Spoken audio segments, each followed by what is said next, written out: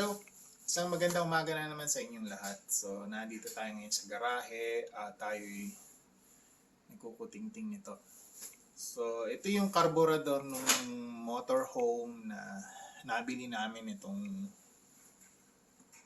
bago mag November yata.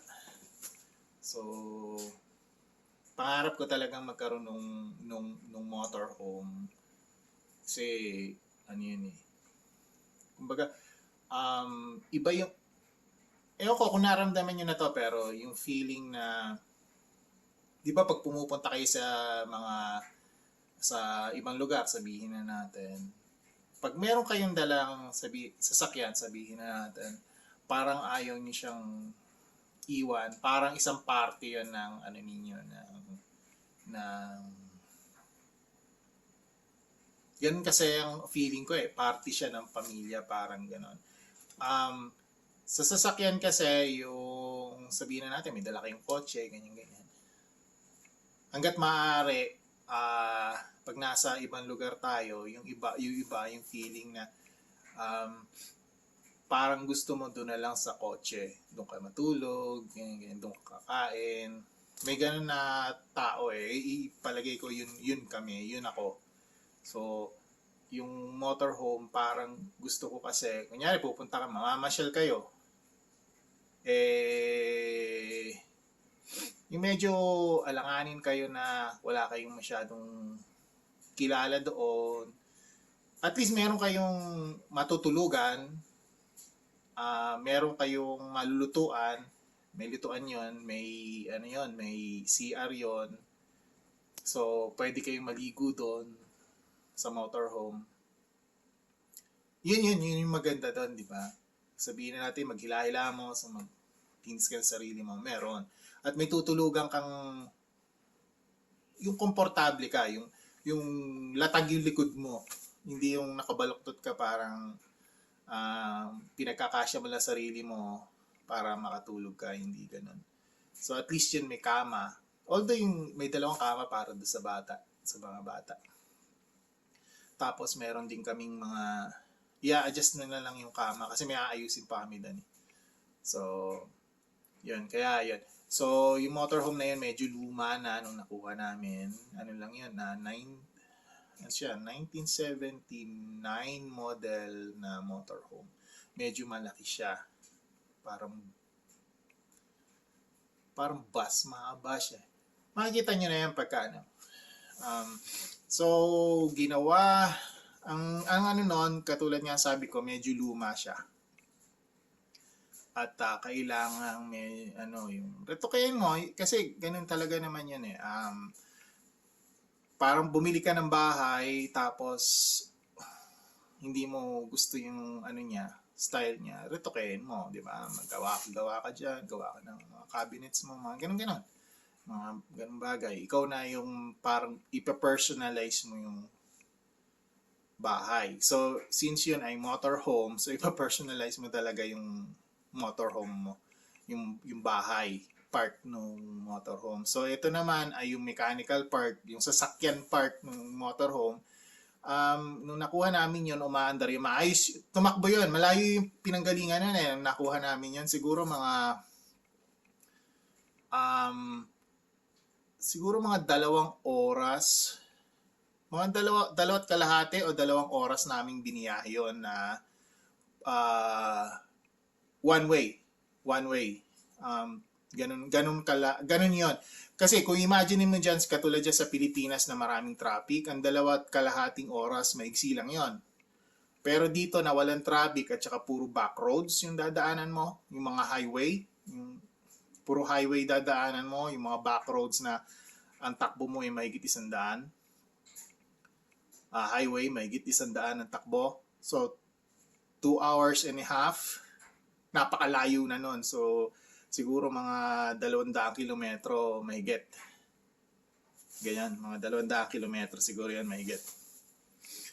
Kung aanihin natin dyan sa atin, siguro pag mula, ano ba yung mga 200? Hindi ko tansya yung 200 dyan sa atin. Siguro pag mula sa lugar namin, sa Deparo, Caloocan, siguro Tarlac.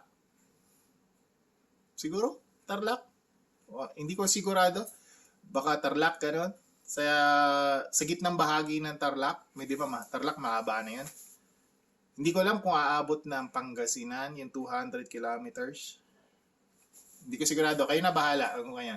Basta mga ganon, mga 200 plus kilometers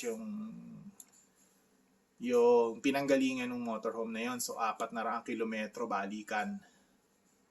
Biniyahin namin yun nung bunso ko. Kaming dalawa lang ang bumiyahin nun. Siya nagdala ng kotse nung pauwi. Tapos ako yung motorhome. Tumakbo yung motorhome na yan. Wala kang naging problema sa pagtakbo niya. Kung akala kasi, kung iisipin mo, ano na siya, yung luma na eh. Pero, tumakbo siya ng ganung kalayo. Dire-diretso, walang problema. So, may konti lang na ayusin ka doon dahil wala namang masyadong akong napansing problema sa kanya. Ang napansin ko lang siyempre, nung una namin tinakbo yon, pa-starting yon. Mahirap siyang pa-startin. Yun yung isang point doon. Ito kasi, itong carburetor na to, kailangan mo yung i-choke mo siya. Kumbaga sa motorsiklo dyan sa atin, di ba may choke yun. Nando sa manibela, i-choke mo siya, tapos paandarin mo. Pero kung sa atin ay mainit, minsan hindi mo na kailangan i-choke, basta pindutin mo lang, aandar na yung sasakyan mo. So, ito yung problema nun, ganon. Yung makina na yon ayaw ng medyo malamig yung carburetor mo. Yung gusto niya, yung naka-choke ka, pakakainin mo siya ng medyo marami-raming gasolina para yung umandar siya sa umpisa, yung one click na sinasabi. I-choke mo siya dapat. Ang problema noon, yung choke, saksakan ng tigas.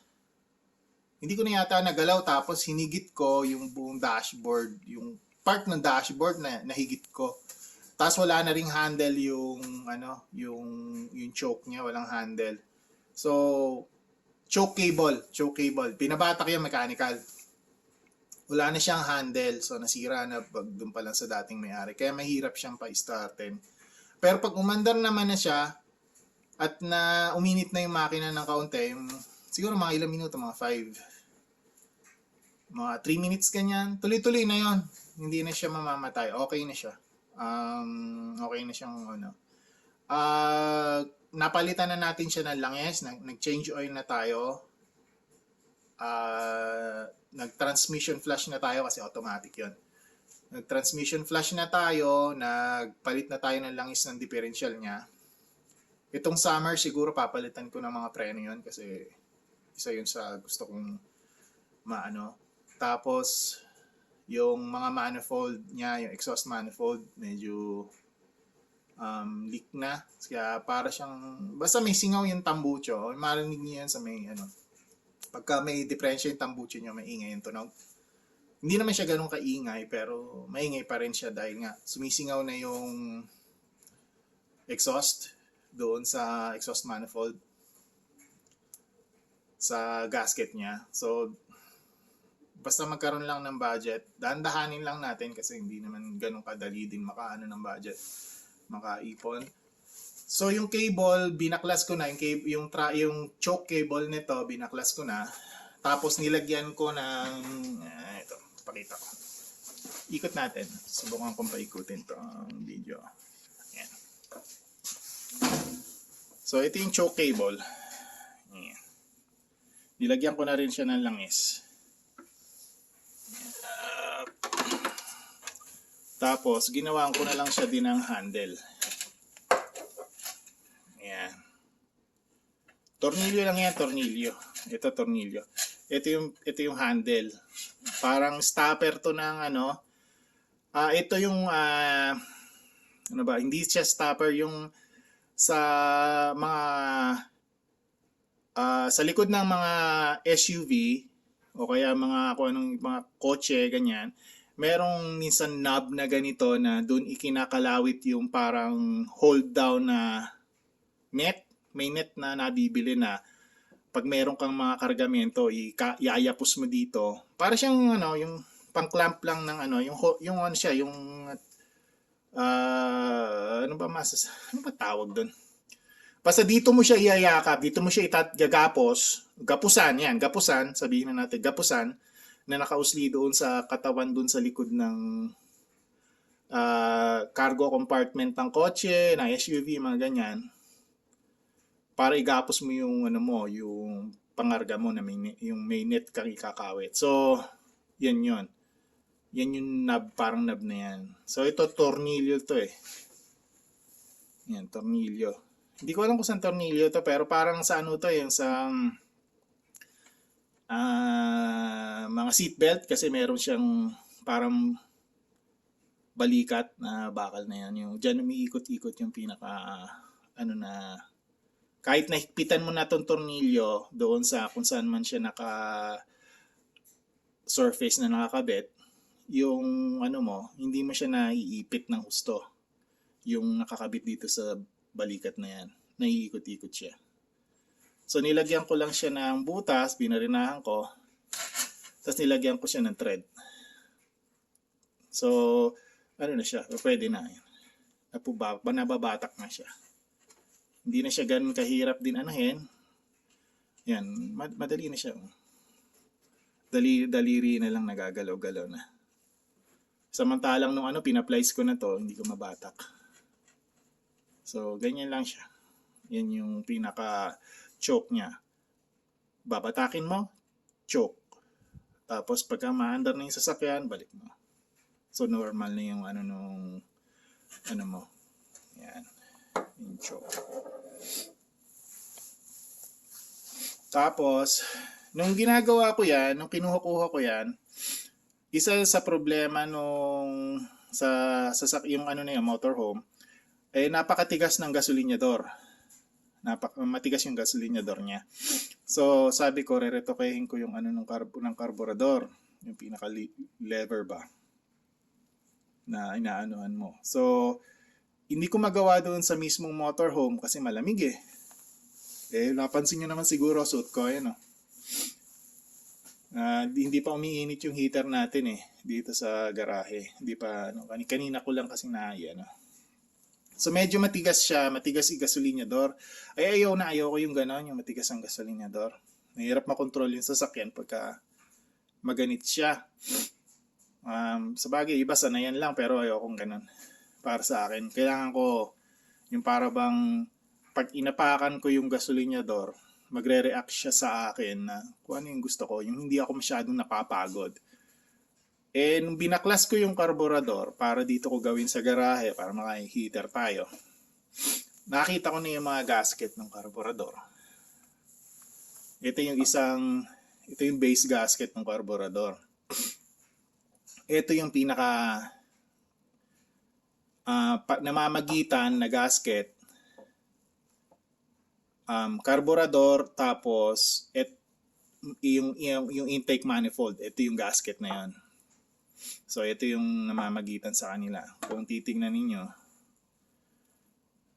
makita nyo yung parang yung malalaki na yung niya, laki na nung yung pagkakapiga. Although sasabihin nyo, pwede pa naman gamitin. Okay, sige, andun na ako, pwede pa. Pero ito kasing mga na to, itong mga butas, mapapansin nyo parang merong bilog. So, hihinto ka na doon eh. Ito ang parang limit. Ito ang limitasyon ng paghigpit nyo ng karburador. Kahit na anong higpit ninyo, hihinto na yung karburador dito. Paano kung piga na to? So, ito yung dating niyang taas. Ito. Yan yung dating niyang taas. Yan ang original nung hindi pa ito nagagamit itong gasket na to. Kung mapapansin nyo, yun yung taas yung gasket na to. Tapos piniga mo na ng ganon. So, ang mangyayari lang sa atin, pag ibinalik ko to, magkakaroon lang tayo ng leak. Pero pwede ko pa naman din sapinan to. Yun naman yung masasabi ko sa inyo na pwede natin to sapinan ng isa pang gasket. Kung talaga tayo yung wala talaga makuha ang pyesa, isasapinan talaga natin to ng isa pang gasket na papel. Yung gagawa na lang tayo, tapos ilalagay natin sa kanya dyan. Tapos ito yung kakabit natin. So meron na siyang sapin. So tataas uli yung gasket. Yung ibig sabihin kakapal uli yung gasket. Pero meron namang kit na nabibili kasi, kaya bumili na lang din ako. So yun yung ginawa natin doon. Ito nga pala yung heater natin na nagpapainit sa, yan. Ito yung heater natin na nagpapainit sa garahe. Medyo mainit-init na ng kaunti ngayon. Siguro meron na rin siya 1 oras na natakbo. Gas siya, gas. Yan. So, yun. Hindi ko na to pinakita yung pagkalas nito doon sa motorhome. Alam niyo naman pagkakakalasin na. So, pagbabalik, kasama ko na lang kayo sa pagbabalik. At hindi ko na rin sa inyo pinakita yung pagkalas nung mga muka. Kaya nakita na natin tong loob. Kasi maboboring lang kayo. Tapos wala din akong ilaw, kaya lipat natin yung camera, mas maganda yung kabila. Yan. Yan. So, ito yung mga plate na mga butas na dinadaanan ng air fuel mix mo. So ito yung tinatawag na 4 barrel. Ano kasi ito, since motorhome yon, malaki yung makina natin, dapat lang na malaki yung karburador mo para pakainin siya ng gasolina.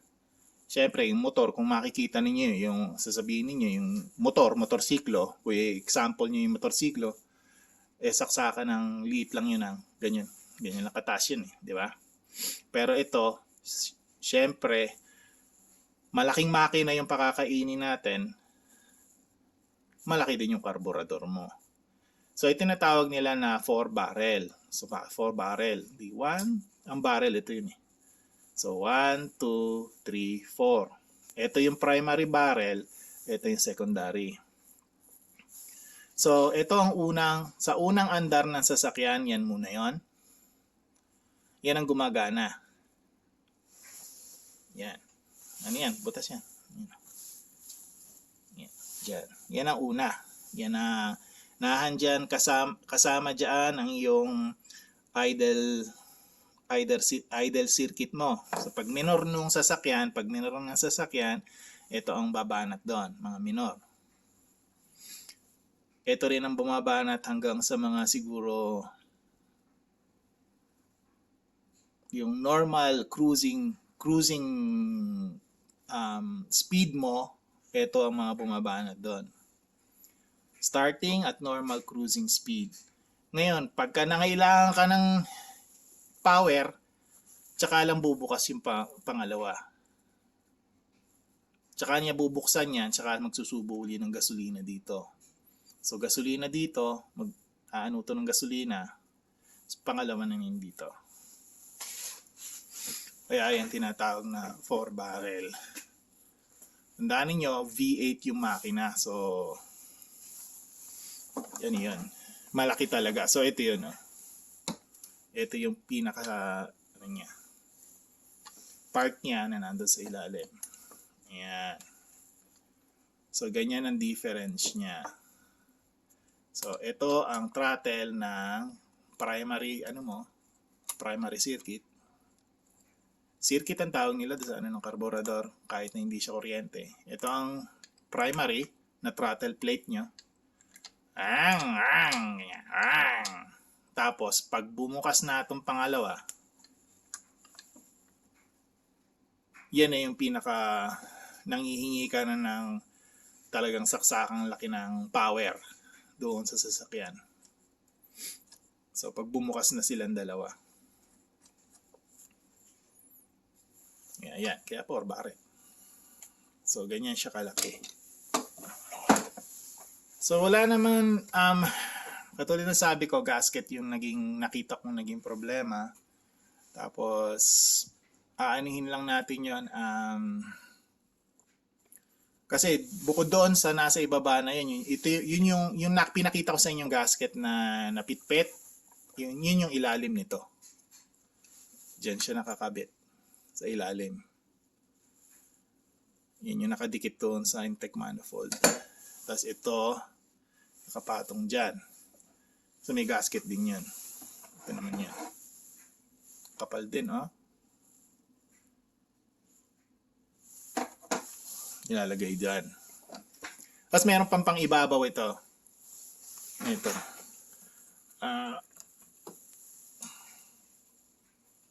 Ito naman yung pang ibabaw.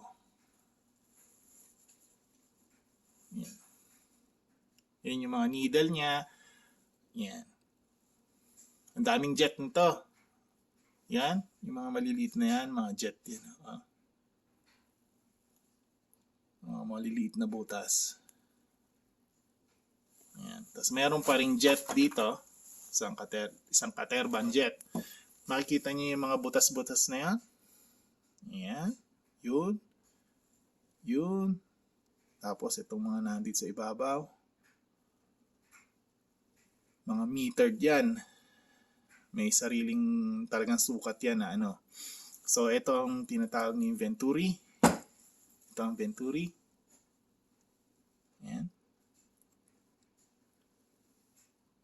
Yung inrush ng air papasok, tatamaan yan, lalabas ang gasolina. Isa-siphon niya yung gasolina. Dire-diretso ngayon yan. So ito nagre-regulate ng air.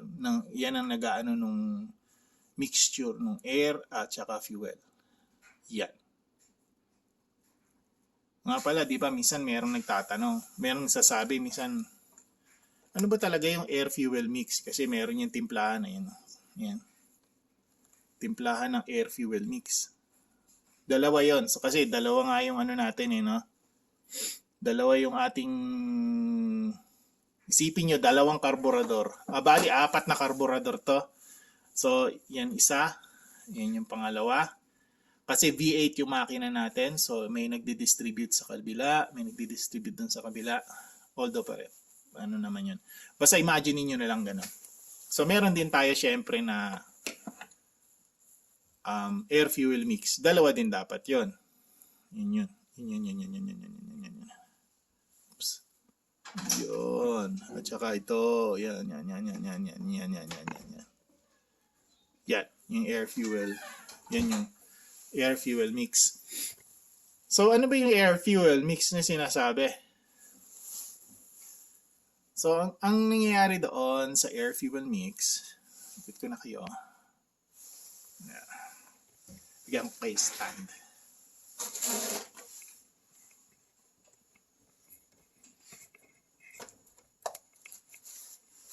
Ano ba ang trabaho ng air-fuel mix? Ano ba ang trabaho ng sinasabing nung karburador, nung sistema nung karburador? Bakit kailangan nating timplahin 'yun? So, ang ano kasi noon, yung gasolina, mas magandang sunugin kung vaporize siya. Imagine niyo to, ito yung ano na yan, yung Venturi, yung nandito. Nandun. Yung nandun maliit na butas. Yung pinakita ko sa inyo kanina. So, imagine niyo na lang, yan din yung Venturi. So, pag dumaan yung hangin, ganun siya. Yan.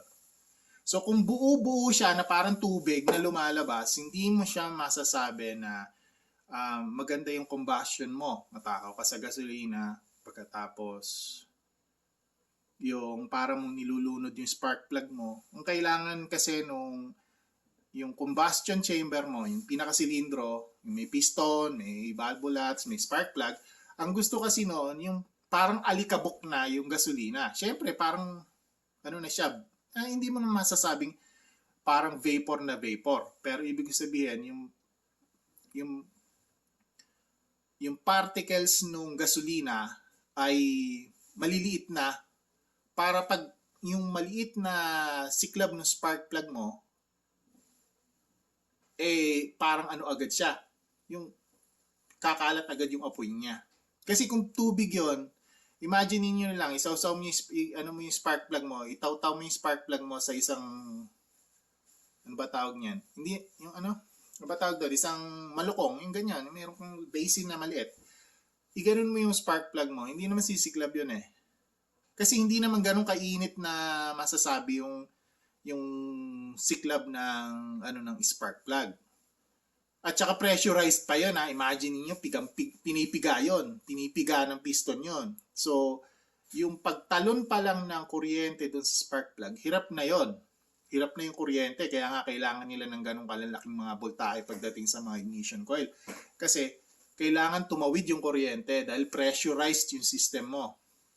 So, pressurized na siya.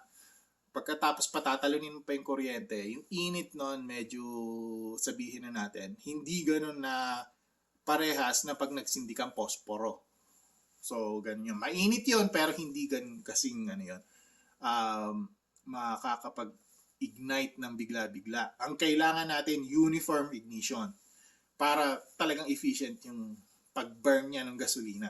So, paano nyo gagawin yun? Siyempre, kailangan yung gasolina mo parang alikabok na, yung maliliit na yung gasolina, particles niya at saka hangin, at saka gasolina, maliliit na sila. So, ang sisiklaban na matindi nung spark plug alikabok na. So, siyempre, parang pagka parang M-gas, di ba? Parang M-gas na. Pag siniklaban mo yung M-gas, talagang biglang apoy yun. So, ganun yung sistemang ginagawa nila. Liquid siya papasok, tapos magiging vapor, hindi naman vapor, magiging mist na siya pagdating dun sa loob, yun ang papasok dun sa makina, sino pa sisiklabin.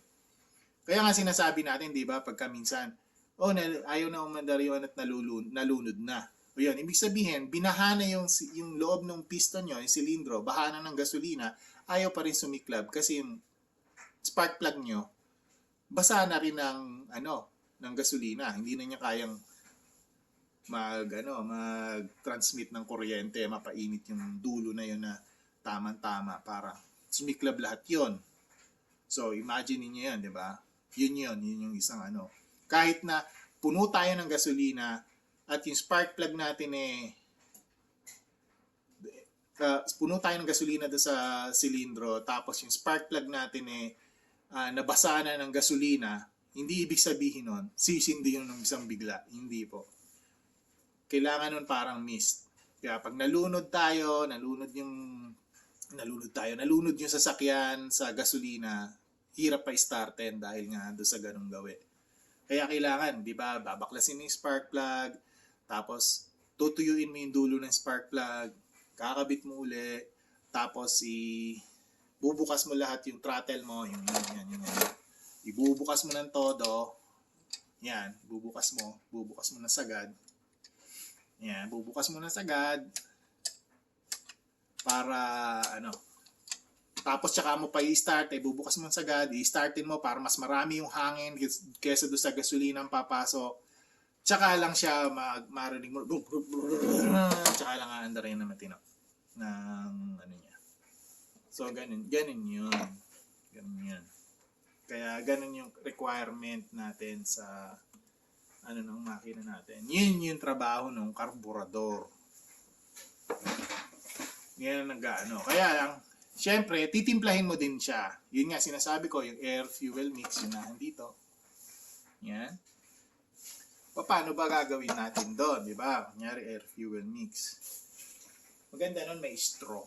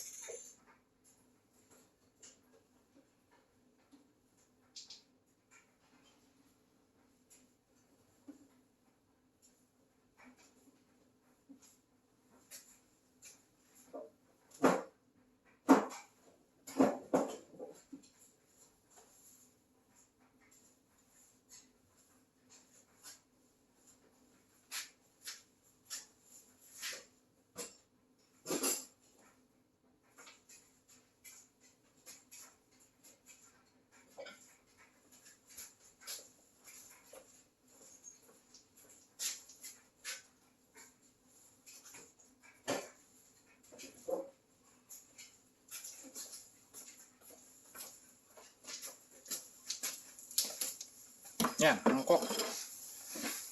Paint thinner. Straw. So, pakita lang natin kung paano nangyayari.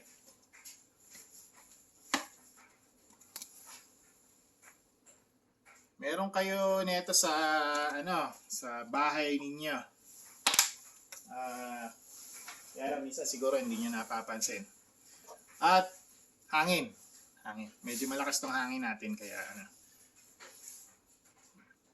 Yan. Straw.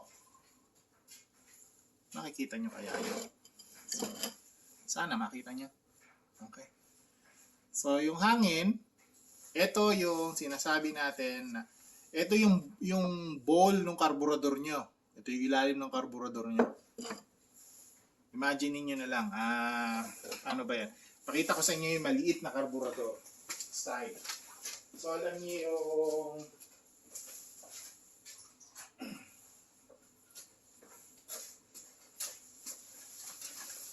so, malaman ninyo yung prinsipyo behind karburador.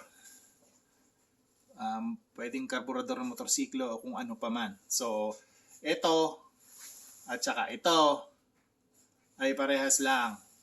Ang difference nga lang nila ay yung laki at saka yung disenyo.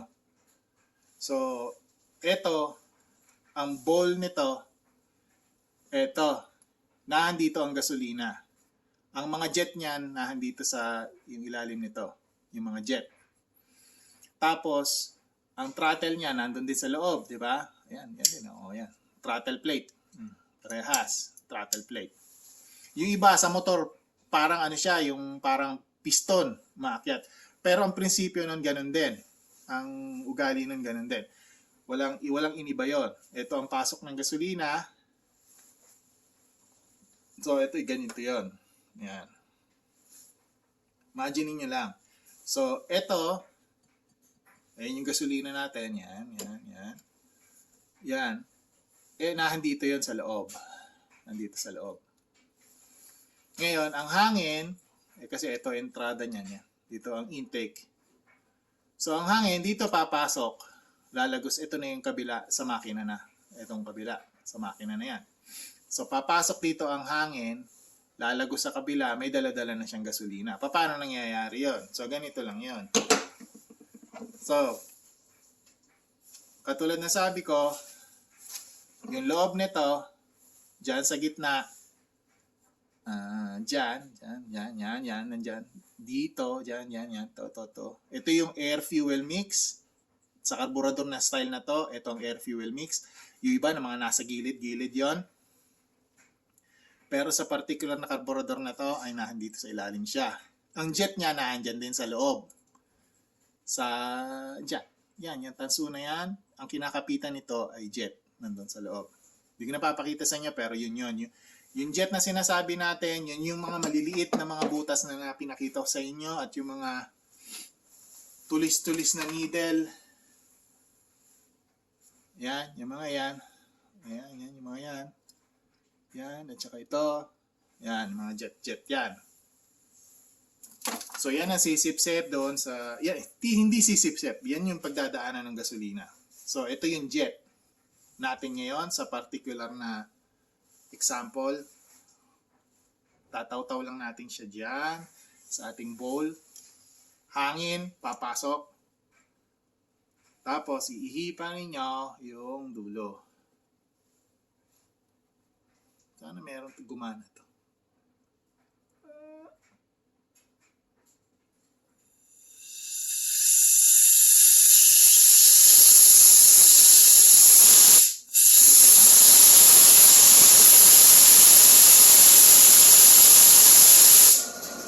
See? Yan yun. Yun na yung mist na sinasabi. Yun yung alikabok na gasolina na papasok sa ating makina. Hindi ganitong liquid ang pumapasok sa makina, kundi yung air at saka fuel mix. Kita nyo na yung prinsipyo. Ngayon, paano yung sinasabi, yung tinitimpla? Diba? Titimplahin yung air fuel mix. Ito.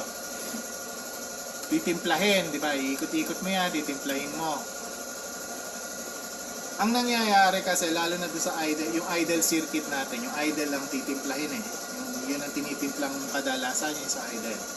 Ang nangyayari kasi, pag sarado itong pinaka air fuel mix mo, dito yan, dito.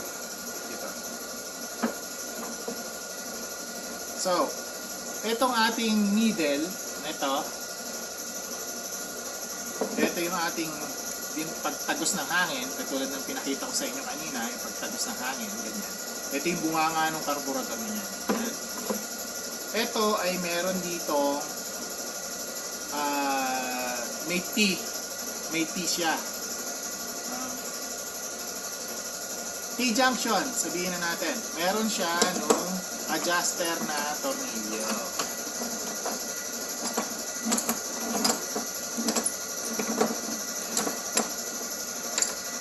So, meron nakaganon dyan. May T. Naka-akibat niya naman, ito naman, ang ano naman niya, yung atmosphere, sa hangin, sa air. Ibig sabihin, sa labas na ng carburetor naman siya. Nakalabas. So, ang nangyayari, pag hinigpitan nyo itong air fuel mix, purong gasolina lalabas. Parang may butas siya dyan. Ito yon. Sinaksak mo yung tornilyo, itong adjuster, sinaksak mo siya ng husto. So, ibig sabihin, ang hihigupin nitong hose na to, pag mula doon sa ating bowl na yan, purong gasolina lalabas doon. Sasama siya doon sa pagpasok ng hangin. So, diretso, maraming gasolina ang lalabas dito. Ngayon, pag ibinuka mo naman siya, binuksan mo ng kaunti, ang mangyayari, may gasolina siyang hihigupin, pero partial na lang dahil may hangin din siyang isinasama doon sa paglabas ng venturi kasabay ng hangin na pumapasok. So, yun yung air fuel mix. Hindi yung dito, hindi yung hangin dito mainly ang nagdadala nun, kung hindi ito. Tinitimpla nito yung dami ng gasolina na lalabas dyan sa needle mo. Yun yung trabaho ng jet, yung air fuel mix na sinasabi. Kapag yun yung sinasabi, yung pag naririnig mo na, di ba? Naririnig mo, minsan may nag-uusap o may nababasa ka o may napapanood ka na sinasabi nila, masyadong rich, o ibig sabihin masyadong marami ang gasolina. Minsan naman masyado namang lean, ibig sabihin parang ginuguto mo naman yung makina mo sa gasolina. Yung merong median yon, merong lugar yon na maririnig nyo kung nagtotono kayo ng karburador o may nakakapanood kayo o kung ano pa man, meron yung lugar na gustong-gusto ng makina nyo. Hindi siya masyadong malakas sa gasolina. Base dito, hindi yung pagkonsumo nyo, hindi yung konsumo. Ibig sabihin, yung merong gusto yung makina ninyo na patag yung andar, yung pinong-pino yung andar ng makina. By ear lang muna tayo, by ear, lalo na sa mga motor. Simple lang yun sa motor eh. By ear lang, makikita nyo pinong-pino yung andar niya. Parang kinakapos, o minsan man parang nalulunod, yon yung dalawang salita na yon, kinakapos at nalulunod. So, yun. Ito yung trabaho ng air fuel mix. So, alam niyo na ngayon na kung paano yun nangyayari. So, yun yung ng carburetor. Yun yung trabaho ng carburetor. Pero sa ngayon, bihira na kasi ang sasakyan na gumagamit ng carburetor. Ang na ngayon natin, injector. So, ang injector, iba naman yun. So, ibang istorya na yun, no? Daan nyo na lang yan sa research. So, bihira na rin itong ng carburetor ngayon. Bihira na rin. Kasi, na rin yan. Unless talagang mahilig kayo sa mga old school na sasakyan. Yung mga katulad ng mga Toyota natin dati, yung mga 3K, 4K, 5K, ano pa 2R, 3R, 12R ba yun? Yan, mga ganon. Mga RR na series, yung mga 12R, 12R, matakaw sa gasolina sinasabi. Tapos meron pa tayo na ano pa ba yan? Sa yung Toyota, yung mga RR, di ba? Toyota. Tapos kapag Mitsubishi, yung 4G32, tama? 4G32, 33, 34, may 35 ba? Parang 36 yata yung susunod. Yan. Yung mga yan, di ba? Yung mga sinauna. Yan. Tapos yung mga 3K. Meron kami owner dati, 3K. Yun. Tipid sa gasolina. So, carburetor din yan. Yeah. Sa aming owner namin. 3K. Tagal namin ginamit yun. Siguro may 40 years. Galing na sa used engine. Pero 40 years namin ginagamit yung owner na yun. Ang tibay na. Namimiss ko yun. Yung owner namin. Ayun. So, yun sa gasolina. Yan. Yan yung buhay ng gasolina nyo. Pag bumara ang isa doon sa mga jet nyo kasi sobra nang liliit ng mga butas, yun yung sinasabi natin na either namamatay siya, yung wala siyang minor, yung nagbubudyog-budyog pagka pindot mo yung gasolina, imbis na bigyan ka ng power, halos gustong mamatay. So, maaaring tingnan nyo muna yung dumi ng karburador ninyo. Pagka bumabaha naman, minsan bumabaha yung karburador, di ba? Yung sabihin, pagka makikita nyo, parang lumalagos dito na parang ilog yung karburador. Ito namang pinaka-valvula na ito ang minsan nakakaroon ng problema. Yan. So, yan dulo na yan. Yan. May butas na tinatakpan yan. Ngayon, yung karburador nyo, meron niyang tinatawag na float sa loob. Yan, ito yung float to. Plastic to. Yan, plastic yan. Yung iba tanso, yung mga sinauna na. Pero yung mga ngayon, malamang plastic gamit nyon. Sa mga motor-motor natin ngayon, plastic. Ewan ko kung may injected na motor sa atin. Yung iba meron na yata na injected na motor. Pero ito, particular na karburador na to, kahit ganito kalaki ito, sinasabi, ito ang float nun.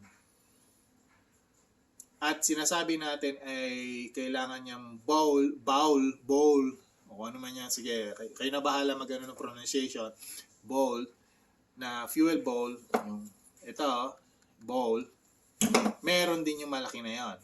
Ito rin ang float nun. Ito may float dito sa loob, hindi ko na lang kakalasin.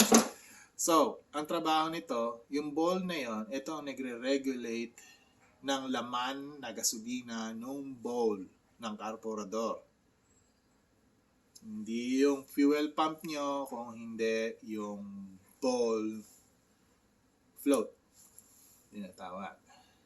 Yan ang nagre-regulate.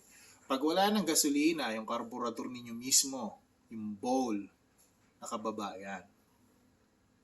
So, ibig sabihin yan, nakaalsa yung may butas yan na inuupuan. Doon. Papakita natin. Kailangan nyo kasing sample. Example dito na actual Yan. So, in actuality, ito yun. Ayun.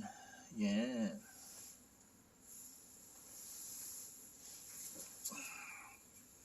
Ayan.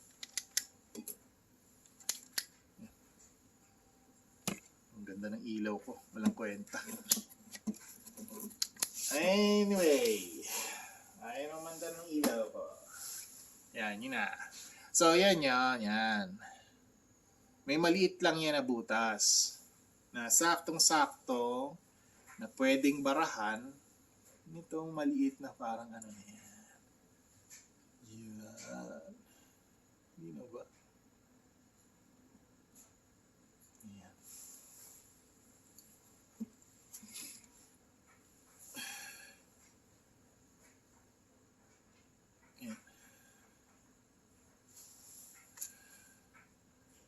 Yung iba, itong dulo na to, bakit malabo kasi? Yan. Yan. Yung iba kasi, yan dulo na yan ay tanso lang. O kaya, ano, kaya ito rin katawan nito, minsan aluminium, ganyan. Yung iba naman, may goma yung dulo na yon. May goma. So, walang ibang tatrabahuhin ito kung hindi, kunyari, ito yung makintab na nakita natin. Wala siya ibang gagawin kung hindi barahan niya yung butas. Gaganunan lang siya. Pag ganon, barado. Pag ganon, bukas. So, ito lang yung parang gripo ng ating karburador. Ngayon, ang trabaho nga niya, katulad sabi sa inyo, ito yung parang siso niya, di ba? Ayan, siso, siso. Okay. Pagka siya ay, pag ang bowl ninyo walang laman, nakaganon siya, kababa. So, ibig sabihin, kung makapapansin niyo, umaangat ito, no? Umaangat yung pinaka-needle na yan. Pag angat niyang ganyan, aagos na ngayon yung gasolina ninyo, papasok na yun dun sa carburetor ninyo, pupunuin niya uli yung bowl. Courtesy of your fuel pump. Papasok na ngayon doon. In case naman sa ating mga motor, yung ibang walang fuel pump, yung gravity fed, sinasabi, diretso lang yung gasolina papasok. Babahay, yung pupunuin niya yung bowl. Pupunuin niya, aangat na naman ito.